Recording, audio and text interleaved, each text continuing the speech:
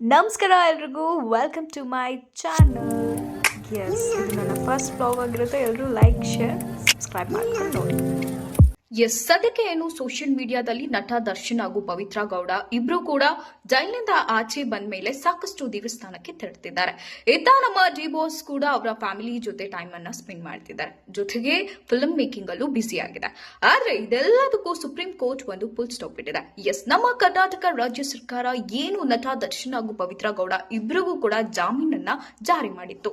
ಆದ್ರೆ ಇದರ ವಿರುದ್ಧವಾಗಿ ಸುಪ್ರೀಂ ಕೋರ್ಟ್ ಅಲ್ಲಿ ಇರುವಂತಕ್ಕಂಥ ನ್ಯಾಯಾಧೀಶರು ಇದರ ವಿರುದ್ಧವಾಗಿ ವಾದವನ್ನ ಮಂಡಿಸಿದ್ದಾರೆ.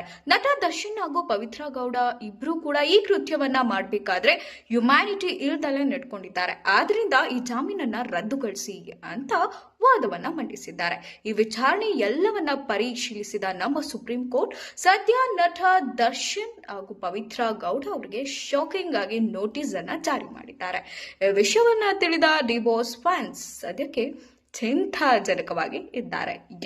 ನೋಟಿಸ್ ಕಳಿಸಿದ್ದಾರೆ.